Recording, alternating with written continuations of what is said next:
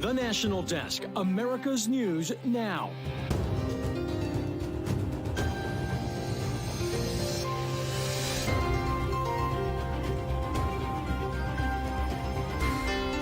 For the first time since the start of the Israel-Hamas war, life-saving fuel being distributed in Gaza. Why some say it's not enough. We're just having trouble getting enough into the area and having the key thing for us, which is humanitarian access so that we can move around. Then new developments in the legal battles involving the Bidens and the Trumps, and who was just ordered to appear in court. Plus, next time you think you are on the phone with a loved one, it might not really be who you think it is. The frightening new scam powered by artificial intelligence. This is the National Desk, America's News Now. I'm Amira David. Breaking news as we come on the air tonight. A shooting at a New Hampshire psychiatric hospital in Concord this afternoon, now ending with the main suspect dead. Police now reporting there are multiple victims. The total number and their conditions have not yet been made available. But stay with us as we continue to follow the developments both on air and online at thenationaldesk.com. For the first time since Israel declared war to root out Hamas, life-saving fuel, long demanded by humanitarian groups and global leaders alike, is being distributed right now in Gaza. 2 fuel trucks, they have entered the territory as of this afternoon after Israel's war cabinet agreed to allow for regular deliveries to the besieged enclave amidst mounting allegations of violating international law. Now, fuel, it is a vital lifeline to more than 2 million people who are now suffering from dire shortages, a lack of which has meant generators are out of electricity, crippling hospitals.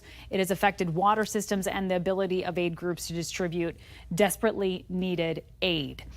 The deliveries will amount to 140,000 liters of fuel, 140,000 liters of fuel every 48 hours. That's according to the U.S. State Department. Though aid groups, they still say hospitals are collapsing and a communication blackout is underway, meaning that amount, even regularly, is just not enough. People don't have enough access to water. We're worried very much about children having enough food and nutrition. We're worried about basic things like medical supplies and diapers. Israel, meantime, continues its efforts to dismantle Hamas, saying it has come close to demilitarizing the north completely. Indications now signaling forces are charting a ground offensive south, where the vast majority of Gazans are now sheltering after a mass evacuation from the north. The expansion comes as Israel says it has located the body of 19-year-old Noah Marciano, the hostage that was confirmed dead earlier this week. Defense forces say it's where her body was found, at Al-Shifa Hospital. That bolsters their claim that Hamas had been using the hospital as a command center, an allegation Hamas has denied. This, as a tentative deal to get hostages back to safety, awaits approval by the Israeli government. The deal, already agreed to by Hamas, would see the release of a portion, not all, of the hostages in exchange for a 3 to 5 day ceasefire. Also, as part of the deal, more aid would be allowed in, and an unknown number of Palestinian women and children would be released from Israeli jails. Meantime, here at home, an effort to keep hope for a hostage return to safety. The father of a 9-year-old girl believed to be held by Hamas watched images of her on a billboard in Times Square to raise awareness. Thomas Hand says more must be done to get his little girl Emily back home. Today, she's supposed to be celebrating her 9th birthday. She can't have a birthday like a normal child. So we, the world, are honouring her life, her birthday, by doing whatever we can. As divisions grow deeper in America over the war, incidents of anti-Semitism and Islamophobia, they continue their rise. A new video just released showing a man on a D.C. metro train appearing to threaten a young Muslim woman in late October. The woman was on her way to a pro-Palestinian rally when the man insisted she say whether she'd like it if she were beheaded. The woman also claims the man flashed a gun almost a month since the incident, with no arrest made. The Council on American Islamic Relations alleging D.C. Metro Police are not taking the threat seriously. Law enforcement has yet to respond. But it comes as we learn 7 schools are now under investigation over alleged hate speech against both Muslims and Jews. The Educational Department looking into concerning allegations at Mays Unified School District, Cornell, Columbia, Lafayette College, University of Pennsylvania, Wellesley, and the Cooper Union for the Advancement of Science and Art. Education Secretary Miguel Cardona speaking to CNN today. Colleges should be places where students could express themselves, and it's okay to have different beliefs. But when it becomes a threat to students, or when students can't feel safe walking from their dorm to their classroom because they're afraid that they're going to get harmed, that's unacceptable. We must protect students. The department says the schools could lose federal funding if they don't follow recommendations that come out of the probe. Meanwhile, a new trend on TikTok celebrating Osama bin Laden's letter to America after 9/11 is being shared online, and the White House has called it repugnant. National correspondent Kayla Gaskins joins us with more. TikTok once again under fire after Osama bin Laden's letter to America went viral. I need you to stop what you're doing and go read A Letter to America. The way this letter is going viral right now is giving me the greatest sense of relief. Gen Z Americans praising the 2002 letter in which bin Laden lays out his justification for killing 3,000 Americans on 9/11. This letter is so well written and so reasonably structured. Like, everything he said was valid. TikTok quickly removed the posts and hashtags fueling their spread, but that didn't stop renewed calls for a ban of the Chinese-owned app. Representative Mike Gallagher weighing in. These people are, of course, massive idiots. It's absolutely disgusting, and further evidence that we need to ban TikTok. GOP presidential candidate Nikki Haley also calling for a TikTok ban, writing, "Stop giving the Chinese Communist Party the ability to influence Americans." The social media company responding directly to Haley's accusations, writing, "Content promoting this letter clearly violates our rules on supporting any form of terrorism." Bin Laden's writings resurfacing amid online discussions about the Israel-Hamas war. New polling by Intelligent.com finding 86% of college students say they learn about the war from social media. 1/3 of students admitted they don't fact-check information on these issues. Regardless, Gen Z users say the content they're exposed to online has a real impact on their views. I just read A Letter to America, and I will never look at life the same. I will never look at this country the same. The Biden administration quickly condemned the pro-Bin Laden TikToks, but as some call to ban the app, Biden's re-election campaign is reportedly considering joining it to connect with young voters ahead of 2024. In Washington, I'm Kayla Gaskins for the National Desk, America's News Now. Okay, Kayla, thank you. As expected, House Ethics Chairman Michael Guest introduced a new resolution to expel New York Republican Congressman George Santos. This one day after the Ethics Committee released a scathing report finding Santos sought to fraudulently exploit his House candidacy for financial gains. It will take 2/3 majority to vote Santos out when Congress returns from their holiday break. A November 1st vote already failed, but this time lawmakers think it will be different. I am confident that a majority of the conference is going to come together after reading, if not yesterday, then today, the ethics report and send George Santos on his way. Meantime, an activist group still wants President Trump's name off Michigan's primary ballot next year. They are asking the state Supreme Court to hear an appeal of a lower court's decision to leave him on the ballot. The filings from yesterday request a decision by December 1st, a reversal of the lower court's ruling, and a hearing from the lower court on Trump's ballot eligibility.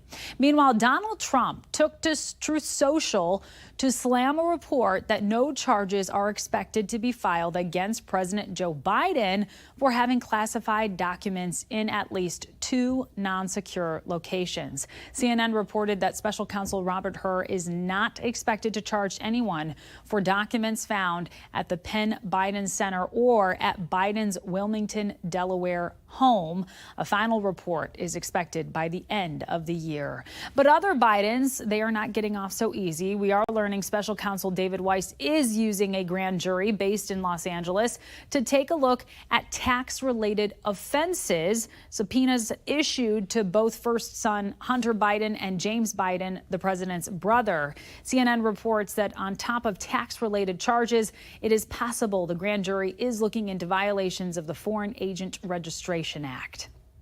Craig Ross Jr., the man accused of kidnapping a girl in New York State Park in September, now being accused of raping her. 9-year-old Charlotte Sena disappeared during a bike ride and was found in a cupboard in Ross's camper van.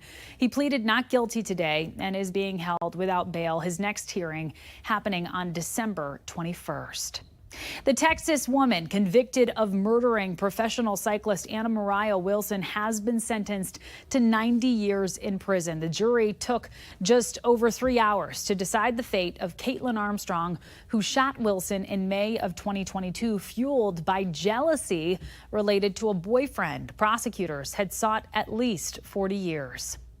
A fire from a train crash early this morning in Atlanta has been put out. Nearly 1,200 gallons of diesel fuel burned when 8 cars came off the rails after 2 trains hit, colliding. There were no reported injuries or any danger to the surrounding community. Meanwhile, in Berrien County, Michigan, an investigation underway tonight to figure out why a truck was left on a railroad track, causing a derailment. A westbound Amtrak train headed to Chicago slammed into it last night. 200 people were on the train with 10 reported injuries. Coming up, a preview of severe weather in the coming week as tens of millions of Americans get ready to travel for the holiday. Then the FDA is screening imported cinnamon for safety, what the agency is most concerned about. Plus, smart toys might not be the smartest choice for holiday gifts. The 2 possible dangers experts are now warning of.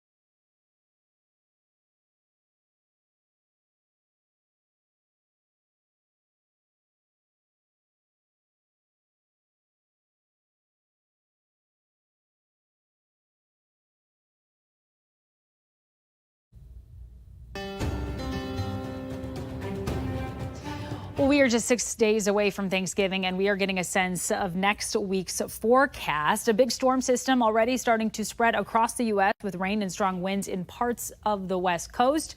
Severe storms expected to reach the plains by Sunday and the Gulf Coast by Monday.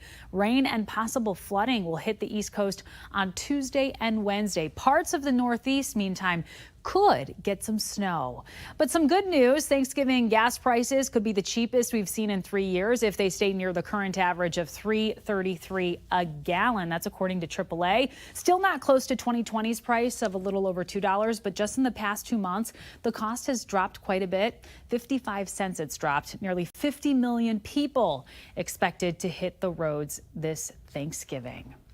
And it is official. The deadline to fund the government has been extended. President Biden signed that temporary spending bill just last night after Congress approved a two-tiered continuing resolution. The new deadlines to pass a full-year spending bill will be January 19th for some federal agencies and February 2nd for others. If Congress doesn't pass new appropriations bills, agencies will need to exact a 1% cut in all new funding across the board. Meanwhile, lawmakers in Congress have gone home for the Thanksgiving holiday without a plan to provide aid and relief to Israel and Ukraine. Leaders from both countries making urgent pleas for Washington to act quickly. The National Desk's Atra El-Nashar reports. There's no shortage of global security challenges from the Indo-Pacific to the Middle East to Eastern Europe, and Washington must decide if and how much aid it should provide. Please help us. We not ask send your soldiers. We ask continue to keep this support. Ukrainian leaders say they desperately need more assistance for their fight against Russia. And in Israel, I expect that all Americans who hear us now who understand this to back Israel. In an interview with Punchbowl News, House Foreign Affairs Committee Chair Michael McCaul said while visiting Israel, Prime Minister Benjamin Netanyahu told a group of lawmakers, "I need ammo, ammo, and ammo yesterday." In late October, President Biden asked Congress to pass nearly $106 billion to address needs of Ukraine, Israel, humanitarian aid in Gaza, and counter threats from China and strengthen U.S. border security. Senate Minority Leader Mitch McConnell agrees the global threats are intertwined and should be addressed as such. From adversaries like Russia, China, and Iran. Not all Republicans are on the same page. Republicans disagree amongst themselves about exactly how we should respond to the Ukraine question. Some eager to pass a standalone bill for Israel, holding off on Ukraine, arguing the U.S. has done enough.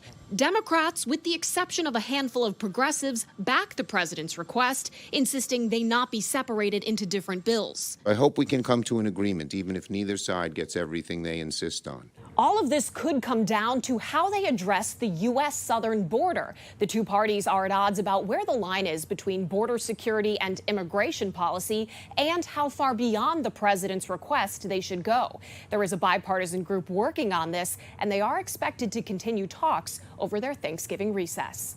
On Capitol Hill, I'm Atra El-Nashar for the National Desk, America's News Now. Atra, thank you. And new tonight, the FDA screening shipments of cinnamon from outside the U.S. for lead, saying the spice could be the cause of contamination in recalled fruit and applesauce pouches. There have been dozens of illnesses reported, all linked to Wanabana, Weiss, and Schnucks brand pouches in 22 states. Lead can cause developmental delays, plus pain, vomiting, and fatigue in the short term. And a Honda recall you should hear about. Nearly 250,000 vehicles recalled across several states due to a possible bearing failure that could lead to engine seizure. The recall includes 2018 and 2019 Pilot SUVs and Odyssey minivans, 2017 and 2019 Ridgeline pickup trucks, certain 2015 and to 2020 Acura TLX cars, and 2016 to 2020 Acura MDX SUVs. There have been almost 1,500 warranty claims related to the problem, but no injuries, thankfully, have been reported as of yet. Do you really know who is calling? It's an important question in the age of artificial intelligence, or AI. Tonight, Spotlight on America's Dwayne Pullman reveals a frightening new scam where AI is allowing criminals to clone voices of loved ones to convince you to pay up. Dwayne tracks down a family traumatized by this new scam and reveals how they were held hostage to AI. For Olivia Koleski, September 30th was a typical Saturday at her home in South Carolina. It's a very normal day. Until her cell phone buzzed. Olivia's sister, Cassie, was calling, or so it appeared. Her name popped up, her picture popped up, just like it would when she would normally call. But there was nothing normal about this call. Immediately I hear like whimpering, like crying, and I hear her say, "Help me, please." It was her voice. 100%. I am sure it was her voice. It wasn't. Just ask Cassie. I did. Everything is okay. The call was coming from a cyber criminal who was using artificial intelligence, or AI, to turn an old scam into a new and very believable threat. Retired FBI agent Doug Coons, who owns Veracity, a global intelligence agency in Indianapolis, says the new scam relies on voice cloning, where criminals capture a voice from social media or a phishing call, reproducing it to say anything they want. It's a whole new level with artificial intelligence. Criminals turning to this high-tech trickery, Coons says, are just beginning to strike. When you can't believe what you see and hear, where does that leave us? It leaves us in a very difficult spot. Which is exactly where Olivia was on that call that she believed was very real. So you were distraught? I was very distraught, but not even close to what I was about to be. A man's voice soon took over. He's like, I'm not messing around. I've got a gun right now. I'm pointing it at your sister. If you hang up or call the police, I'm putting a bullet in her head. It quickly became clear the man wanted cash. He asked me if I had Cash App. That's a mobile payment service that allows you to easily transfer money. But Olivia didn't have that app. And when she tried to tell the man on the phone, he just kept getting angrier and angrier. Olivia offered to pay another way as she tried to text for help. And that's when she says the unthinkable happened. She hit the wrong button and hung up. When that happened, my heart sank because I immediately thought, I've just killed my sister. Olivia's older brother, Christopher, who lives in New Orleans, got the same call. And he too says the voice sounded exactly like his sister Cassie's. But he suspected it wasn't. I chose to hang up. It was one of those split-second moments where I hope to God I made the right choice. Christopher called his mom, Tina Dennis, who for a decade was a police officer and deputy in Ohio. This has victimized your family. It has. How can anything be safe? I don't know. Olivia dialed 911. This is the actual recording of her frantic call. Grable County 911. Oh my God, please help me. My sister just called and then a man got on the phone and said he's going to shoot her. At first, deputies responded to an abduction at gunpoint, but added scam to the official report after Cassie confirmed she was never a victim. Do you feel violated? Oh, yeah, 100%. A violation caused when criminals held this family hostage to AI. They didn't get your money. No. What did they get? They got my security. So where does that leave us? Vulnerable? Yes, 1,000%. For Spotlight on America, I'm Dwayne Pullman.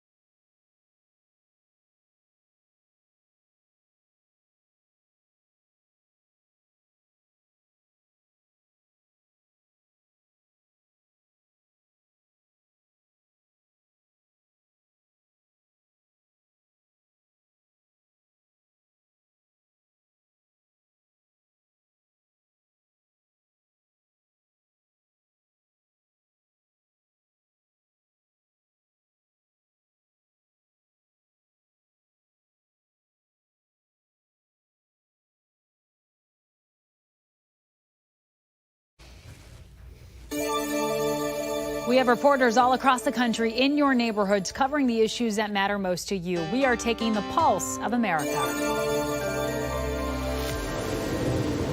Trucks are everywhere. Governor DeWine describing a recent helicopter ride he took to see sites like Intel. But what he noticed wasn't just those development projects. It was what was on the highway that caught his attention. When you look down from that helicopter, all I saw was trucks. Just massive numbers of trucks. So does a highway like this need more space to avoid crashes like we saw Tuesday? It's a question I asked DeWine. This is the first thought that I had going over there. It's a very good question. As you look at the growth in central Ohio, the question that immediately comes up is, are there enough lanes? Are we doing enough for safety? With the holidays around the corner and stores decked out with toys, gifts, and gadgets, families are now brainstorming for Christmas wish list ideas. Also thinking of your list, the U.S. Public Interest Research Group Education Fund. Its 37th annual Trouble in Toyland report reveals some disturbing findings regarding smart toys. Now, these toys can be totally neat. But smart toys come with unique risks that fall into two main categories. The first is lax security protocols, and the second is enabling unnecessary data collection about kids that can threaten their safety. On the south side of the Tidal Basin in D.C., you might find a few cherry trees missing some bark. A National Park Service official said beavers have been gnawing on them for nutrients. Not the first time there's been beaver activity there. What we're seeing so far, nothing like we saw in 1999 when, during the Cherry Blossom Festival, there's actually a family of beavers that felled 11 cherry trees. As of now, the National Park Service has no plans to interrupt the beavers. We are back after this.